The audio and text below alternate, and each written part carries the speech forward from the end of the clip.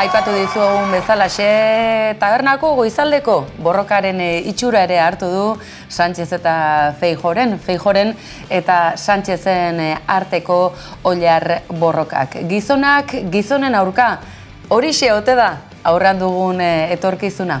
Itxura honik ez du momentuz, hautagai bat ala beste, ez dakit banik zote diren biak kaskar, euskaldunontzat, emakumeontzat, anelindane.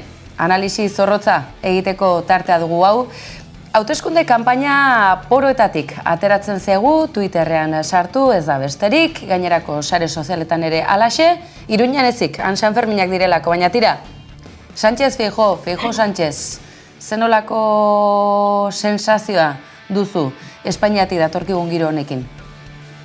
Bueno, atzo gabean egon nintzen ikusten, zera, liskarra hori etzalako debate bat izan, eta ikusten baino ez dinotxut egon nintzala, ze volumenak endu nion momentuan, hasi ziren haien artean, bata bestea zapaltzen hitz egiten zutenen, eta esan duen kenduko dut volumena, eta nik jarriko dieta hotxa. Orduan, superrondo pasatu nuen hori ikusten, zen ni Sánchezi jartzen nion ahots bat, Feijóori beste bat, eta horrela debateak behintzat zentzua zeukan. Zegero irakurri doanaren arabera, hori izan zen, Feijóo gezurrak botatzen une oro, bestea zapaltzen, ondo esaten zenuen bezala, oilar borroka bat. Nik Sanferminetan dauden guztiak, zelako inpidia diedan. Ezkia hor daude, ez dira zertaz enteratzen, orain baten bat gau pasan egongo da, zoragarri, tio, eske hori da. Azkenean, atzo hor ikusi genuena, gaur goizean debatitzeko gehiago emoten ari digu, baina eske desmobilizazio gutxara. Zehari gara hitz egiten, ez dakit zertaz, benetan nik uste dut, ni idatzin benari bat, ahotsak jarriz, eta hori da niretzat egon zen debate bakarra. Eztabaida horretan gainera, eskuin muturraren mehatxua argudiatzen du Sánchez jaunak, eta aldiz, Feijóok terroristekin akordioak egin izana. Badirudi, euskaldunak bertan segituko dugula, erdigunean, naiz eta alde egiteko gogoz izan, inoiz baina estuago heldu nahi gaituztela? Nik uste dut dela arroio bat, ez dakit, vintage edo alako gauza zaharrak berriroren modan jartzearen movida bat, ez? Eta ez dakitzen batetan aipatu zuten, Miguel Ángel Blanco ere aipatu izan zuten, karo, nik 34 urte ditut, Laster 35 beteko ditut, eta gitxi gora bera badakit zeri buruzari diren. Baina imaginazazue, 25 urteko pertsona gazte, baino heldu bat, debate hau ikusten, nor da zer, me suena baina ez da, izan zen oso debate vintage bat, nik uste dut asko hitz egiten da, eramaten duten arropari buruz eta ez dakit zer, nik uste dut eraman behar zutela bigotillo lapiz, eta ez dakit, eta pelo kardau edo lagun gauzak, ze izan zen oso vintage, aleren nik beti esaten dut, haien mobili buruz hitz egiten dute, euskaldunak aipatzen gaituzte, baina oso modu kreatibo batean aipatzen gaituzte, baina azkenean gu emetik guztiz kanpo gaude. Hau da, telediarioan eguraldia moten dutenean bezalaxe, esatu dutela, temperaturas extremas en todo el estado español, eta Euskal Herrian 19 grautan gaude, esatu dutu, eske beste herri bat gara, eske beste movida bat gara, hor gaude esaten dute, baina ez gaude hor. Eragin zuzena izango du edonola ere, datorren uztailaren 23an gertatuko den horrek guztiak. Azken urdotan, Twitter sare soziala gainera aipatu duzu, sutan, bizi-bizi, gori-gori ikusi dugu, baten bati irakurri digu baita ere, Pilar Manjón, garai bateko Madrilgo tren geltokiko atentatuko biktimen ordezkariari emandako egur berbera eman diotela azken orduotan Consuelo Ordóñezi. Besteak beste, txapoteren erabilpen horren arira, eskuinaren eslogan bilakatu delako, baita Iruñeko zezen plazan ere. Zer nolako sormen arriskutsu izan dezake eskuin muturrak guzti honekin? Hasteko badago haien arteko normalizazioa eta batez ere lotxa galtzen ari direla, beldur galtzen ari direlako. Batetik esaten digute ezin garela haien provokazioetan erori, baina ez dut uste provokazioak direnik baizik eta erasoak. Eta erasoen aurrean, gure burua babestu behar izango dugu, eta hori ez da provokazioetan erortzea, baizik eta autodefentsa egitea, ez? Eta askotan hori esaten digute, bueno, haiek nahi dutena hori da, ez? Guk haien provokazioetan erortzea zen modu horretan, haien burua biktimizatzen jarraituko dute, bueno, eta argi eta garbi ikusten dugu, haien burua berdin biktimizatzen jarraitzen dutela, naiz eta inolako kontraerasorik ez jaso haien ofentsiba guzti hauek, ez? Adibidez, ondo esaten zenuen bezalaxe, Feijóok etaren kontua behin eta berriro aipatzen zuen eta gaur egun existituko bazan moduan, eta ez da existitzen, osea, ez dakit direla zenbat urte desegintzela, 10 bat urte, ez desegintzela, eta alere erabiltzen dute berdin zaie, orduan gauza hauekin antzekoa, ez? Haiek ez daukate lotxarik, lelo hori oihukatzen dabiltza, txapote aipatzen duten lelo hori oihukatzen dabiltza, lotxa guztiz eta beldurra guztiz galdu dutelako, eta beldurra guztiz galdu dute, esaten digutelako ezin garela haien provokazioetan erori, baina eske ez dira provokazioak. Eta nik guzti honekin, esan dudan azkeneko gauza da, nik txapote aipatzen dut nire bakarrizketa bat, ez? Txiste bat dauka txapoterekin eta askotan deitu didate arreta hori aipatzeagatik eta bueno, eta biktimak eta ez dakit zer. Claro, asuntoa da, haiek bai, ez? Haiek txisteak egin ditzaketen nahi duten guztiarekin, haien biktimen erabilpena zilegia da beti, baina guk ordea ezin dugu, ez dakit gure historian gertatu den pertsoneiekin txisterik egin, ez da aipatu ere. Haiek eskubide osoa daukate. Ezin dute eskubiderik izan, eta ezin dira lasai eta lotxarik gabe kaletik iriki. Jazta. Akaso batzuk izaten segitzen dutelako gorri separatistak eta bestek aldiz kolpista. Tira, hori edonola ere, uztailaren 23an hein batean argitzen hasiko da, onerako, kaskarrerako edo oso txarrerako.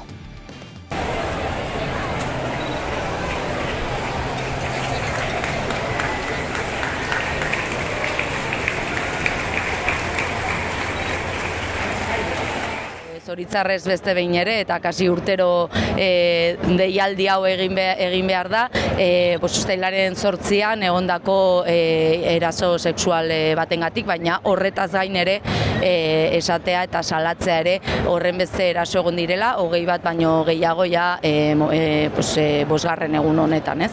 Eta hori da, gure nahia da salatzea alde batetik eraso sexual hori, baina baitere beste guztiak ere, batez ere azken urteekin konparatuta eta kontutan eukiz jaiaren zein momentuan gauden, asko gehitu direlako intentsitate bazuko eraso sexista hori.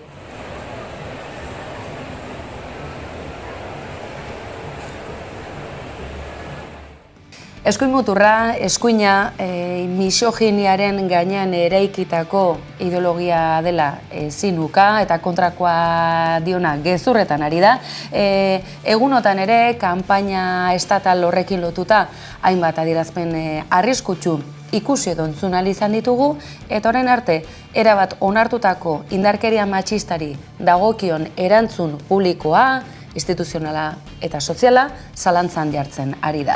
Gatozen San Ferminetara, zoritxarrez, beste urte batez, naiz eta lan eskerrega egiten ari den, bai prebentziori dagokionean eta bai hartatzeari dagokionean ere, eraso hainbaten salaketa izan dugu.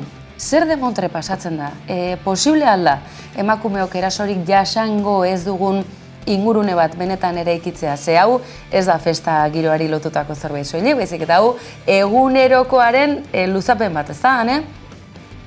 Bai, hala da, azkenean jai baten eta San Ferminak bezalako jai baten emoten dena da masifikazio handi bat, alkohola, festa ezakitzer, baina egiatan gertatzen dena da patriarkatua hor dagoela. Gure bizitzako eremu guztietan bezalaxe. Orduan, patriarkatuarekin bukatzen ez dugun bitartean, ez da egongo jai giro segururik, lan giro segururik, etxeko giro segururik ez da ere. Askotan jaiei buruz hitz egiten dugu, eta hitz egin behar dugu, eta oso garrantzitsua da halako giro masifikatuetan ez dakit halako prebentzio lanak egitea, eta prebentzio lanak soilik ez, baizik eta bebai, ze askotan esaten da, ez? Kontuz ibili ezakizar ze hostia, ez? Kontuz ibili zaitez zu erasotzaile. Zure zetik ibiliko gara, eta erasotzaileari esan behar zaio, eta mutilei esan behar zaile erasorik ez egitea. Hori da, benetan egin behar duguna, ez? Baina askotan puntua jartzen dugu jaietan eta oso ondo dago jartzea, baina ez dezagun sekularea ahaztu, abusu sexual gehienak eta eraso sexual gehienak eta emakumeok jasotzen ditugu eraso gehienak gure etxeetan gertatzen direla. Gure etxeak, jaiak, baina toki inseguruagoak eta arriskutsuagoak dira. Gezurra badirudi ere, baina estatistikoki horrela da, baina askotan jaiei buruz eta bakarrik ibiltzeari buruz eta kalera irtetzeari buruz asko hitz egiten digute. Eta horren atzean ere bai nolabaiteko kontrola egon daiteke. Iaz oso argi ikusi izan genuen ziztaden kontuarekin, azkenean askok susmatzen genuen bezala ziztaden kontua bulo moduko bat zen, eta zen emakumeak kontrolatzeko, beldurraren bitartez kontrolatzeko bulo bat eta ikara sortzeko movida bat. Eta jaietan antzekoa gertatzen da. Asuntoa da, puntua jartzen dugula oso momentu konkretuetan, baina ez gara konturatzen ez direla momentu konkretuak, ez direla toki konkretuak, dela patriarkatua, dela sistema oso bat, eta sistema hori ere bai batzutan emakume hori gezurrak esaten dizkigu esanez toki zehatz batzuk inseguruagoak direla beste batzuk baino. Puntua jaietan jarri behar dugu noski, baina etxeetan ere bai, azkenean ez dira etxeak arazoa, ez dira jaiak arazoa, ez dira kaleak arazoa patriarkatua da. Edonola ere, azken garaiotan jarrera aldaketa bat ere antzematen da, mugimendu feministako kolektibo hainbatek autodefentsarako mekanismoak aktibatzeko erabakia eta asmo irmoa erakutsi dutelako. Akaso baita festa inguruan ere, atxilotutako ustezko erasotzailei urruntze aginduak jarri dizkietelako besteak beste. Akaso erasotzailean arreta gehiago jarri beharko litzateke eta zaintza berezia auzipetu edo erasoa egotzita hartatutako gizonezko hauengan, ez hainbeste erasoa jasan duen emakumearengan. Horrek rolak aldatzeko balioko aldiguke eta akaso baten batzurengan birritan pentsatzeko eragina izan? Zalantzarik gabe, askotan txosnetan eta gabiltzanean halako kuinak entzuten ditugu eta kuina hauetan basaten da erasoa jaso duten emakumeei lagunduko ditugula eta hori oso ondo dago, azkenean eraso bat jasotzen duzunean babesa sentitzea eta babesa izatea oso garrantzitsua da, baina oso gitxitan egoten dira kuina horiek erasotzaileei edo erasotzaileak izan daitezkenei zuzenduetak, ez? Askotan esaten da erasotzaile kontu zibili ezakitzen eta emoten da erasotzailea ente abstrakto bat dela ez, erasotzailea zure laguna izan daiteke, eta askotan zure laguna da, zure kuadrillako bat da, zure neba, zure mutil laguna, akaso ere bai izan daiteke. Orduan ikusten bezu horiek aldatzen ari direla zorionez, eta kuina hauek ere aldatzen ari dira, erasotzaile izan daitezkenei zuzentzen zaile kuina guzti hauek eta mezu guzti hauek, eta hori oso garrantzitsua da.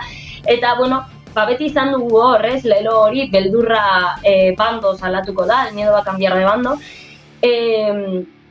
Oso ondo dago, baina gauza horiek praktikan jarri behar dira. Ze askotan, eta nik nire burua egora horietan ikusi izan dut, ez? Beldurra bandoz aldatzen saiatu naizenean, askok oinak geldiarazi dizkidatela. Eta, lelo horiek oihukatzen baldin baditugu benetan praktikan jartzeko dira. Eta zorionez ikusten ari gara, gauza hauek praktikan jartzen ari garela. Horregatik esaten dut, emakume bat autodefentsa egiten ari dela ikusten baldin badugu, ez zaitez sekula ere erasotzailea eta emakumearen artean jarri. Baizik eta emakumeari babesa erakutsi, soilik bere alboan jarriz, edo inkluso lagunduz erasotzaileari pare bat oski emonez. Hori egin behar duguna. Eske bestela ez dugu sekula ere honekin bukatuko, bestela gu biktimak izaten jarraituko gara, eta haiek erasotzaileak izaten jarraituko dute, eta ez rolak guztiz aldatu behar dira, haiek izan behar dira biktimak. Gauzak honela, aipamena baita ere akaso, gune edo festa inguru edo toki jakin batzutako erasoen berri errezago izaten dugula.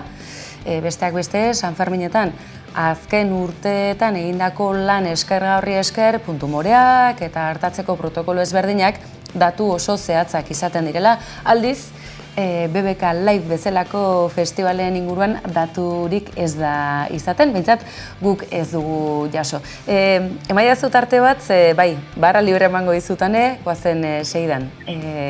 Egunotan, kolpez kolpeko lankideek BBK Liveen jasotakoa ikustera. Sábado noche 19:80. Tengo bebida fría en la nevera. Luces neón por toda la escalera. Toque de glitter, chupito de absenta. Y me pongo pibón. Pues ya esta noche pasa algo entre tú y yo. Gotas de Dolce pa' que huela mejor. Y se va calentando el ambiente. Yo te busco entre toda esta gente. Dime dónde está. Tu boquita de fresa, mi mojito de menta. Las cosas bonitas al final se encuentran. Dos trocitos de fruta, si quieren se disfrutan. Te invito a mi fiesta, en mi casa a la 1. Noche ochentera, toda la noche entera. Hay una cola que te da, pero ven con quien quieras. Noche ochentera, toda la noche entera. Cógeme la cartera, que bailamos la lenta tú y yo la noche entera. Era, como una noche ochentera. Era, la noche entera. Era, como una noche ochentera. Era, Ikusi ditugu, irudiak, Kobe eta guai ere esan genezak ez da, ari naiz zu pixka bat berotzen, ze badakit honi buruz gustora emango duzula zure iritzia, ze egia da, halako jaialdiek musika eta kultur eskaintza zabala eskaintzen dutela, eta askorentzat gogoko badirela, ez dira merkeak, hori ere aitortzekoa da, eta egin handi batean gentrifikazioarekin ere harremana izaten dute. Tira, Jin eta Jan baditu bi alde horiek, egon altzara, egunotan, BBK Liveen. Ez nizna sekular egon, BBK Liveen. Inoiz ere, pentsaiatu nintzen baia saltatzen, baina ezin izan nuen, eta lagun batek behin baia saltatu zuen, harrapatu zuen horko segurata bat, eta jipoitu zuen seguratak nire laguna, beraz, ez naiz berrero ere saiatuko. Bai, noski, eskaintza musikal eskerga emoten dute halako festivalek, baina, lehen eskaintza musikal hau jai herrikoietan geneukan. Baina, hori Italia hauek entzuteko ordaindu behar duzu. Eta asko ordaindu behar duzu, gainera ondo esaten zenuen bezala, ez dira bat ere merkeak, ez? Eta, halako jaialdiak oso toki inaccesibleak dira, oso toki ez egokiak dira, arazo ezakite mugitzeko arazoak dituzten pertsonentzat, halako gauza askorentzat, baina eske ez dira bat ere toki seguruak emakumeontzat, ez dira bat ere toki seguruak pertsona prekarizatuentzat, bai asko ordaindu behar duzulako batetik edo bestetik guztiz esplotatzen zaituztelako, eta gainera eske gauza hauek gertatzen dira, orain dela ez asko nintzen eztabaida moduko baten, eta aipatzen zuten igual eztabaida aipatzen antolatzen zutenak bai ziren lasturrekoak, orduan zer ikusia bat zeukan horrekin, baina esaten zuten begira zelan handia egiten ari garen halako tokietan emakumeek ikusgarritasun handia izan dezaten eta nik esan sentitzen dut, baina ez, halako jaialdiak oinarritzen dira esplotazioan beti esplotatuenak emakumeak izaten gara, eta ja razializatuak baldin bagara are gehiago eta eta gainera eske hau sortzen da enpresa pribatu batetik. Ordea jai herrikoietan kolektibo sortzen ditu jai herrikoiak eta kolektibo hauetan, kolektibo feministak egoten dira, edo feministak berez ez badira ere, feminismoa jorratzen duten kolektiboek antolatzen dituzte jai herrikoiak, ez? Eta oraindik ere asko hobetzeko badute ere, asko hobetzeko dagoelako zalantzarik gabe. Jai herrikoi feministak izaten saiatzen gara edo behintzat horrela sortzen dira, ez? Eta ordea beste toki hauek enpresa pribatuek sortzen dute eta, beti irudi hori emon behar dute, irudi guai hori emon behar dute eta segatik ez dakigu zer nolako zenbat eraso sexista egon diren, baina zalantzarik gabe estatistikoki bat baino gehiago egon dela zin da bizut. Así que toki horiek ez dira toki seguruak, baina ez ditugu toki seguruak bilakatu behar. Toki horiekin egin behar duguna da, toki horiek suntsitu. Bueno, Kobetamendi bera ez dugu suntsituko, baina akaso ez, Bai, hor antolatutako mundial. jaialdi edo jaialdi eredu horiek. Hane, agurtu horretik, beraz, alternatibarik bada, alternatiba gertukorik, ikusten entzuten gaituen horri, proposamenen bat, Bizkaia Bilbo handi horretatik, ze Sanferminek, oraindik ez, baina amaiera izango dute, eta ondoren zer? Bueno, ni orain nago ja burua jarreta daukat Bilboko aste nagusian. Gaur bertan igoko naiz Karmela gaztetxera panelak pintatzera, beraz ja gure txosna behintzat eta beste txosna batzuk ere bai badakit, ari direla ja dekorazioa prestatzen, baina bueno, tartean beste herri askotako jaiak daude, ni oso bilbotarra naiz eta bilbotarrak badakizun darakoak garen, hori gure hiriari buruz hitz egiten dugula. Baina badakit beste herriko jai pila bat daudela, gaztetxeek antolatutako kontzertu asko daudela ere bai, eta bertan batera animatzen zaituzten, eta beste bilboko jaietan ikusko gara, zalantzari gabe. Ane Lindane, eskerrik asko, datorren astera arte. Zu hori, guztu bat.